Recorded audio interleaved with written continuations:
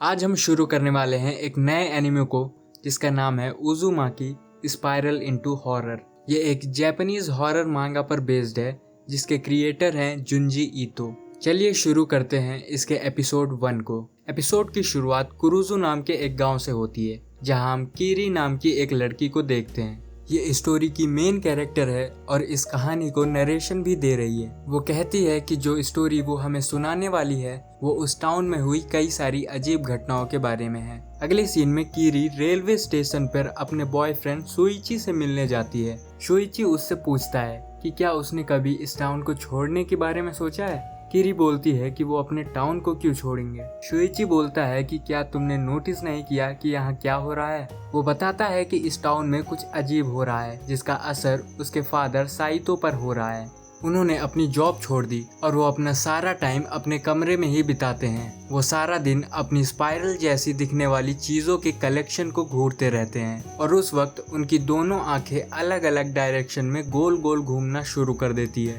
शोइची बताता है कि एक दिन डिनर के वक्त वो गुस्सा हो गए थे क्योंकि उनके मिसो सूप में स्पाइरल फिश केक नहीं था। वो स्पाइरल के बिना शांत नहीं रह पाते हैं। वो नहाने से पहले भी पानी में स्पाइरल बनाते हैं, जिसे सुनकर कीरी थोड़ा हंसने लगती है। शोइची बोलता है कि इसमें तुम्हारी गलती नहीं है। जब तक वो खुद ये सब नहीं देख लेती तब तक उसे पता नहीं चलेगा कि ये सब कितना डरावना है। तभी टाउन का सायरन बजने लगता है जो हर शाम 5 बजे बजता है। सोइची कहता है कि उसे इसकी आवाज से नफरत है। उस समंदर, लाइट हाउस, पहाड़, उसे वहाँ की हर चीज से नफरत है। ये जगह उसे भी पागल करती जा रही है। हर जगह उसे भी स्पाइरल दिखने लगे हैं। यही कहता हुआ वो वहाँ से चला जाता है। कीरी अपने घर आती है और देखती है कि सोइची के डैड वहाँ आए हुए थे जो कीरी के डैड से बात कर रहे थे, जो कि मिट्टी के बर्तन बनाते हैं। साइतो बोलते हैं कि क्या वो उनके लिए स्पाइरल शेप की कोई चीज बना सकते हैं। साइतो पागलों की तरह स्पाइरल्स के बारे में बात करने लगते हैं। अगले सीन में कीरी एक लड़की से बात करती है जिसका नाम अजामी है। कीरी कहती है कि मिडिल स्कूल तक शुइची और वो दोनों साथ पढ़ते थे, पर अब वो मिडोरियामा हाई स्कूल जाता है। अजामी बोलती है कि उसे उन दोनों से जलन हो रही है क्योंकि उसके लायक पूरे स्कूल में कोई लड़का नहीं है। कीरी कहती है कि तुम कितनी खूबसूरत हो, तुम्हें तो कोई भी लड़का मिल जाएगा। तभी कीरी को अजामी के सिर पर एक निशान दिखाई देता है। अजामी बताती है कि जब वो छोटी थी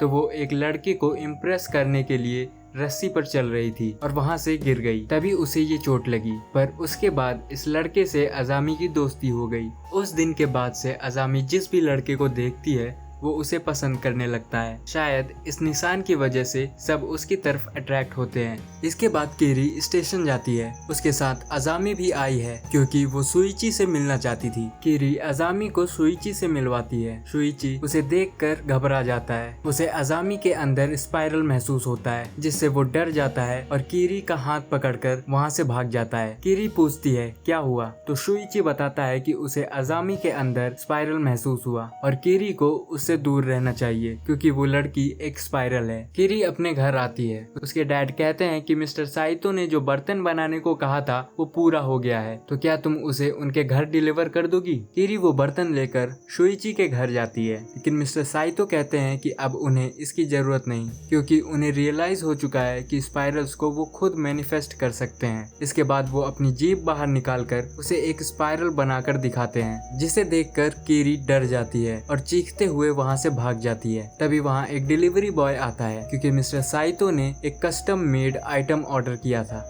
आगे शुइची को रास्ते में अजामी मिलती है। वो कहती है कि हर लड़का उसके पीछे पागल है, लेकिन शुइची उसे देखकर भाग क्यों गया। शुइची को फिर उसमें स्पाइरल महसूस होता है और वो पूछता है कि उसने अपने माथे पर क्या छुपाया है। अजामी उसे कहती है ये चोट का निशान है, लगता है कीरी ने तुम्हें बताया होगा। लेकिन जब वो अपने सिर से बाल हटाती है तो वो निशान अब स्पाइरल बन चुका था। शुइची कहता है कि इससे पहले कुछ बुरा हो जाए अजामी को इस टाउन से चले जाना चाहिए। अजामी कहती है वो उसे जाने को कह रहा है, जबकि वो पूरा दिन शुइची के बारे में ही सोचती है और उसे ऐसा कभी फील नहीं हुआ।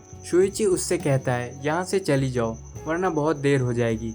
इतना कहकर वो वहाँ से भाग जाता है। अगले सीन में दिखाते हैं कि शुइची के डैड की मौत हो चुकी है। शुइची कीरी से कहता है कि क्या वो जानना चाहती है कि उनकी मौत कैसे हुई। कीरी कहती है उसने सुना है कि वो सीढ़ियों से फिसलकर गिर गए थे। शुइची कहता है कि ये झूठ है जो हमने सबको कहा है। असल में वो पागल हो गए थे। वो लोग शहर के एक हॉस्पिटल में उन्हें एडमिट कराने की बात करने गए थे। जब वो घर वापस आए तो उसके डैड घर पर कहीं नहीं थे। जब वो उनके कमरे में जाते हैं तो उन्हें एक लकड़ी का टब रखा हुआ दिखता है जो उसके डैड ने ऑर्डर करके बनवाया था। जब वो उस टब को खोलते हैं तो उसके अंदर उसके डैड थे। उन्होंने खुद को स्पाइरल बनाने के लिए खुद को उस टब में घुसा लिया था जब तक उनकी सारी हड्डियां टूट नहीं गई और वो मर नहीं गए। तभी अचानक आसमान में एक बड़ा सा स्पाइरल दिखने लगता है। वो मिस्टर साइतो की बॉडी जलने से निकले धुएं से बन रहा था, जिसके बाद वो धुआं वहाँ के एक तालाब में जाने लगता है। तभी शुइची की मदर यूकी जोर से चिल्लाती है क्योंकि उन्हें स्पाइरल में मिस्टर साइतो दिख रहे थे, जिसे देखकर वो डर जाती हैं और चिल्लाने लगती हैं। जिसके बाद उन्हें हॉस्पिटल ले जाया जाता है। तभी वहाँ अजामी आ जाती है। वो कहती है कि उसे कीरी की चिंता हो रही थी। तभी एक जोर का हवा का झोंका आता है जिससे अजामी के बाल उड़ते हैं और कीरी देखती है कि उसके माथे पर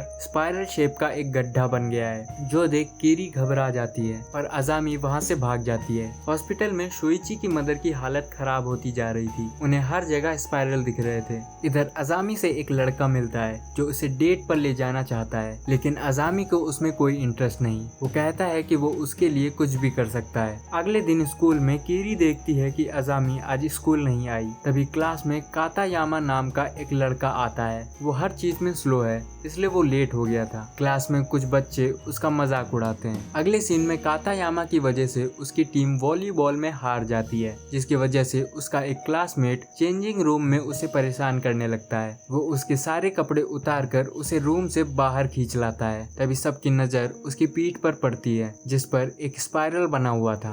कीरी शुइची की मदर से मिलने हॉस्पिटल जाती है। शुइची उसे बताता है कि फ्यूनरल के बाद से ही वो स्पाइरल से डरने लगी हैं। उन्हें उनके बालों में स्पाइरल दिखता था तो उन्होंने सारे बाल काट दिए। फिर उन्हें अपने उंगलियों के निशान में भी स्पाइरल दिखने लगे तो उन्होंने कैंची से अपने उंगलियों की खाल काट दी। वो जो भी स्पाइरल देखती हैं वो उसे मिस्टर साइतो के टूटे हुए शरीर की याद दिलाता है, जो उन्हें अपने पास बुलाते हैं। इसलिए अब वो ग्लव्स और टोपी पहनता है और यही चीज उसने सभी डॉक्टर्स और नर्सेस से भी कही है। तब जाकर वो थोड़ी शांत हुई हैं और सो पा रही हैं। अगले सीन में कीरी अजामी को देखती है जो एक टोपी से अपना सिर छुपाई हुई थी। कीरी उससे पूछती है कि वो कहाँ थी। उसे उसकी चिंता हो रही थी। अजामी कहती है कि उसकी राइट आई में कुछ ठीक नहीं है। वो अपनी टोपी हटाकर दिखाती है कि उसके माथे का स्पाइरल काफी बड़ा हो चुका था, जिसके अंदर उसकी आंख खींची चली जाती है, जिसे देखकर कीरी बहुत डर जाती है। जिसके बाद अजामी वहाँ से चली जाती है। अजामी एक पार्क में जाती है जहाँ उस लड़के ने झूठ बोलकर शुइची को वहाँ बुलाया था। वो अजामी से कहता है कि अब तो तुम मेरे साथ डेट पर चलोगी ना। अजामी हंसते हुए कहती है उसे सिर्फ शुइची चाहिए, जिस पर वो लड़का गुस्से से उसकी टोपी हटाता है। तभी वो दोनों देखते हैं कि अजामी के सिर में एक स्पाइरल शेप का बड़ा गड्ढा हो गया था। वो लड़का उसके अंदर किसी ब्लैक होल की तरह खींचा चला जाता है।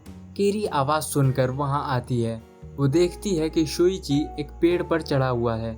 वो बताता है कि एक ज़ॉम्बी ने उस लड़के को पूरा निगल लिया। तभी वो स्पाइरल अजामी को भी अपने अंदर खींचने लगता है। धीरे धीरे उसका पूरा शरीर स्पाइरल के अंदर चला जाता है और यहीं पर यह एपिसोड खत्म हो जाता है। तो आपको यह एपिसोड कैसा लगा कमेंट करके ज़रूर बताइए। वीडियो पसंद आया हो तो इसे लाइक और चैनल को सब्सक्राइब करना ना भूलें। मिलते हैं अगले वीडियो में।